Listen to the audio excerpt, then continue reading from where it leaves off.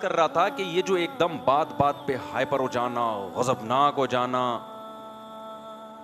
اسلام میں یہ پسندیدہ کام نہیں ہے. ہمارے قرآن کی میں نے آیت پڑھی کہ اللہ نے جنتی لوگوں کی صفت بیان کی کہ والکاظمین الغیظ، یہ لوگ غصے کے کڑوے گھونٹ کو پیتے ہیں.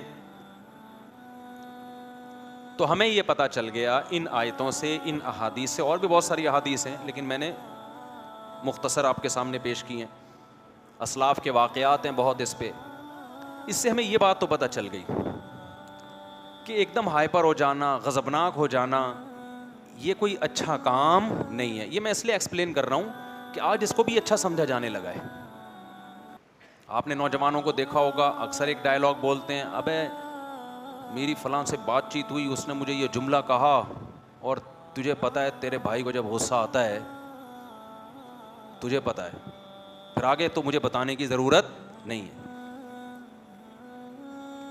بھائی بری چیز پہ فخر کیوں کر رہے ہو ہیں؟ یہ شو مارنے کی بات نہیں ہے، یہ آپ کے لیے یہ گدھے ہونے کی دلیل ہے. یہ گدھے ہونے کی دلیل ہے، یہ کوئی خوشی کی بات نہیں. خوشی یہ ہے کہ یار تیرے بھائی کو جب غصہ آتا ہے نا تو بالکل بھی پاگل نہیں ہوتا اس میں. اصل میں تو میری عقل کا پتہ ہی غصے میں چلتا ہے. نارملی تو سب نارمل ہی ہوتے ہیں بھائی. ابھی دیکھو سب یہاں نارمل بیٹھے ہوئے ہیں، نہ میں آپ کو برا لگ رہا ہوں نہ آپ مجھے برے لگ رہے ہیں. آرام سے تمیز سے بیٹھ کے ہم ایک دوسرے کی بات سن رہے ہیں. اصل مقصد ہی کہ جب کسی غصہ آیا ہوا ہو، پھر آپ کا ایٹیٹیوڈ کیا ہوتا ہے، پھر آپ کا اسٹائل کیا ہوتا ہے، پھر آپ کنٹرول میں رہتے ہیں کہ نہیں رہتے. اگر کنٹرول میں رہتے ہیں فخر کرنے کی چیز ہے. پھر بولا کرو یار تیرے بھائی کو جب غصہ آتا ہے نا، پھر بھی ایسے ہی رہتے جیسے ابھی. سمجھ میں نہیں آ رہی بات؟ تو یہ نوجوان یہ ڈائلاگ سیکھ لیں. یہ نہ بولا کریں بھائی تیرے بھائی کو جب غصہ آتا ہے تو پھر پاگل ہو جاتا ہوں میں، پھر میں نہیں دیکھتا. جس کی یہ عادت ہے نا جب غصہ آتا ہے تو بالکل پاگل ہو جاتا ہے، تو خوب سمجھ لو کہ اس طرز عمل میں وقتی طور پر چند بے وقوف آپ کی تعریف کر لیں گے کہ یار یہ کسی کی نہیں سنتا، ڈرتا ورتا نہیں ہے. چند بے وقوف تعریف کریں گے، لیکن ایسا آدمی پریکٹیکل لائف میں بری طرح ناکام ہوتا ہے. یہ نہ دین کا نہ دنیا کا، کہیں بھی ترقی نہیں، نہ کاروبار کر سکتا ہے، یہ نہ جاب کر سکتا ہے، نہ اللہ کو راضی کر سکتا ہے. جو غصے میں کیا ہو جاتا ہے؟ پاگل. نہ یہ گھریلو لائف میں کامیاب ہے، طلاقیں بھی ہوں گی ان کے گھروں میں، بچے باغی بنیں گے، رشتہ دار ٹوٹ جائیں گے، کہیں بھی یہ کام. اور پھر ایک دن ڈپریشن سے مر جائے گا کیونکہ یہ غصے میں کیا ہو جاتا تھا؟ پاگل. اس سے صحت خراب ہوگی اس کی. ہمیشہ خوش مزاج لوگ جو غصے میں پاگل نہیں ہوتے، غصہ آتا کم ہے ان کو، ہمیشہ وہ کامیاب لائف گزارتے ہیں. ہمیشہ یاد رکھو ٹینشن دینا سیکھو. ٹینشن لینا، ٹینشن ایسی چیز ہے پارسل کرنے کی چیز ہے. کیسے ٹینشن دے؟ دو طریقے آپ کو بتاتا ہوں ٹینشن دینے کے. ایک غلط طریقہ، ایک صحیح طریقہ. ایک پہلے غلط طریقہ بتا دیتا ہوں، وہ والا طریقہ میری مراد نہیں ہے. ایک صاحب کا فون آیا کہ میں بہت ٹینشن میں ہوں.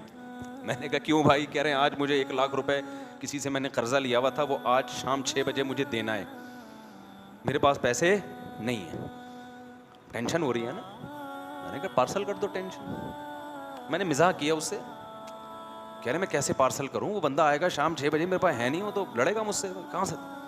میں نے کہا ٹینشن پارسل کرو. کیسے؟ میں نے کہا جب وہ آئے تو بولو نہیں ہے. تو جو ٹینشن آپ کو ہو رہی ہے وہ کس کو ہوگی؟ جب نہیں ہے تو کہاں سے دوں بھائی؟ آجا گھر میں دیکھ لے، لاکر دکھا دو اس کو، جیبیں دکھا دو. میں نے کہا اس سے کیا ہوگا کہ تھوڑی دیر تک تو ٹینشن پارسل ہونے میں ٹائم لگے گا، ایک دم سے نہیں چلی جائے گی. تھوڑی تھوڑی جو ہے نا، جیسے بلوٹوتھ سے کوئی فائل جا رہی ہوتی ہے نا، فائل ہلکی ہلکی ٹرانسفر، تھوڑا تھوڑا. آپ ابھی غصے میں رہو گے کیونکہ وہ غصے میں آپ کو ٹینشن دے رہا ہوگا، جلدی لے گا نہیں وہ، لیکن آہستہ آہستہ آہستہ آہستہ جب اس کو یقین ہو جائے گا نا اس کمبخت کے پاس سے ایک ڈھیلا نکلنے والا نہیں ہے، تو آپ کی ٹینشن پوری کی پوری کہاں ٹرانسفر ہو جائے گی؟ ادھر. اور یہ فائل وہاں جیسے ٹرانسفر ہوئی، آپ کے جو میموری کارڈ ہے نا اس میں ڈیٹا کی مزید ٹینشنوں کی اسپیس کیا ہو جائے گی؟ بڑھ جائے گی. ہر آدمی کے نا دماغ میں ایک میموری کارڈ ہے جس میں ایک خاص حد تک ٹینشن برداشت کرنے کی صلاحیت ہے.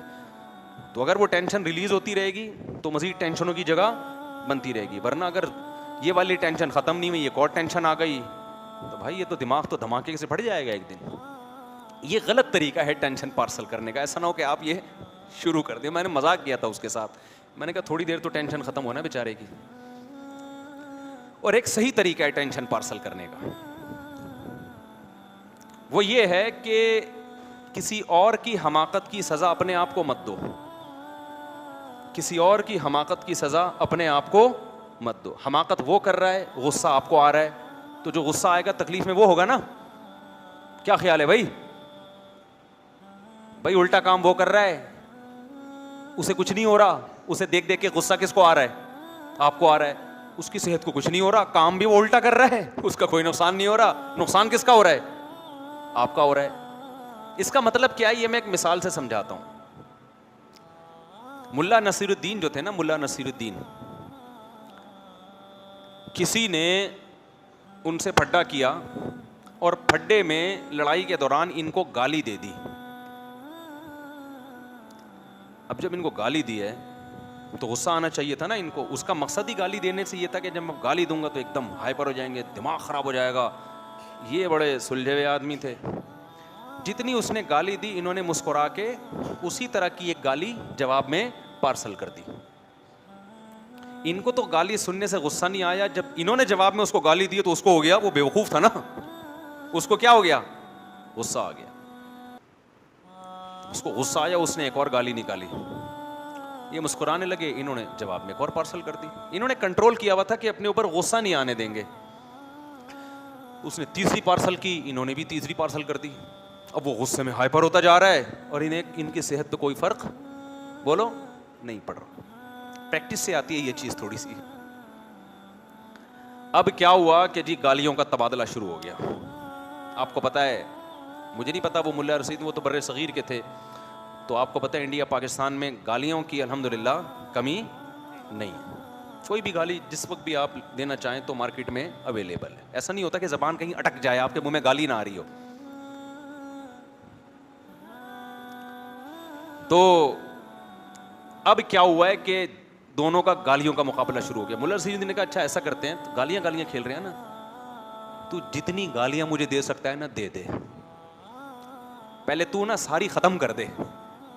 اس بندے جس کو غصہ آیا ہوا تھا اس نے کہا چلو اچھا مجھے موقع مل گیا, اب میں ایک ایسی گالی دوں گا نا, اس کو غصہ کیوں نہیں آ رہا ہے, اس کو غصہ دلاؤں گا میں. اس نے ایک گالی, دو گالی, تین گالی, چار گالی, آرام سے ٹھنڈے پیٹوں سن رہے ہیں بیٹھ کے. جتنی گالیاں وہ دے سکتا تھا, ساری گالیاں جو اس کائنات میں تھیں وہ ساری کیا ہو گئیں؟ ختم. اور یہ بیٹھے ہوئے آرام سے مسکرا رہے ہیں. انہوں نے کہا دیکھ لے, سوچ لے مزید کوئی گالی. تو سوچ کے پھر کوئی گالی لے آتا. بالآخر تھک گیا نا, اس نے کہا اب ختم بھائی. انہوں نے کہا میرا نمبر ہے. اس نے کہا جتنی گالیاں تو نے دی ہیں وہ بھی, جتنی اس کائنات میں موجود ہیں, جتنی ماضی میں کوئی کسی کو دے چکا ہے, جتنی حال میں دے رہا ہے اور جتنی فیوچر میں دے گا, وہ ساری ایک تھیلے میں اور وہ تجھے. اس کو غصہ آیا, بولا الو کے پٹھے. اس نے کہا تھیلے میں, یعنی یہاں سے ریورس ہو کے کہاں جا رہی ہے؟ اس نے کہا جو بھی گالیاں نکال رہے ہیں نا وہ کہہ رہے ہیں کہاں ہے وہ؟ تھیلے میں. اب تو جتنی گالیاں دے گا وہ آلریڈی میں ریورس کر کے, اب وہ ساری کس کو جا کے لگ رہی ہیں؟ اب وہ ہو رہا ہے لال پیلا, بلڈ پریشر ہائی. یہ واقعہ کیوں میں سنا رہا ہوں کہ غصے میں, جو غصہ میں تھا اس کا فیصلہ درست تھا, یا جس نے غصہ مسلط نہیں ہونے دیا اس کا فیصلہ درست تھا؟ دشمن کو تکلیف دے دی نا, جو اپنی کھوپڑی استعمال کر رہا ہے, غصہ نہیں آنے دے رہا, اس کے فیصلے درست ہوتے ہیں. اور جو کھوپڑی استعمال نہیں کرتا, جذباتی ہو جاتا ہے, وہ اپنا نقصان کر رہا ہوتا ہے جذبات میں. تو یہ جو ڈائلاگ ہے نا, میں غصے میں پاگل ہو جاتا ہوں, میں یہ ہو جاتا ہوں, میں یہ ہو جاتا ہوں, یہ ٹھیک نہیں ہے. اچھا یہ خوب سمجھ لیں, اسلام چونکہ دین فطرت ہے, اسلام یہ نہیں کہتا کہ غصہ ختم کر دو, کیونکہ اللہ نے آپ کو جتنی صفات دی ہیں کوئی صفت ایسی نہیں ہے جو بیکار اللہ نے دے دی ہو. جیسے ہمیں جسمانی اعضاء اللہ نے دیے, کوئی نہ کوئی ان کا کام ہے نا, پلکیں دی اس کا بھی کوئی کام ہے, آنکھیں دی اس کا بھی کوئی کام ہے, ناک کان, کوئی جسم کا پارٹ ایسا نہیں. بعض اپینڈکس کی جو وہ رگ ہے اس کو ڈاکٹر بعض لوگ کہتے ہیں کہ وہ کوئی کام نہیں ہے, ایسا نہیں ہے. کل ہو سکتا ہے میڈیکل سائنس بتا دے کہ جی یہ اس مقصد کے لیے, بلکہ ہو سکتا ہے یوٹیوب پہ کوئی ریسرچ آ بھی گئی ہو اب تک. تو خوب سمجھ لیں, جیسے اللہ نے ہمیں ظاہری جسمانی عضو دیے, ہر عضو کا کوئی نہ کوئی مقصد ہے, کوئی چیز بیکار نہیں ہے, ایسے ہی اللہ نے جو ہمیں کچھ اندر کچھ صفات دی ہیں, کچھ اندر کچھ قوتیں دی ہیں, وہ قوتیں بھی ہمارے فائدے کے لیے دی ہیں, لیکن ان کو کنٹرول کرنے کی ضرورت ہے, لگام دینے کی ضرورت ہے. اللہ نے ہمارے اندر محبت کا جذبہ رکھا, اب یہ جذبہ غلط استعمال ہو رہا ہے, عشق معاشقے ہو رہے ہیں اور حرام کاریوں کی طرف جا رہا ہے یہ جذبہ.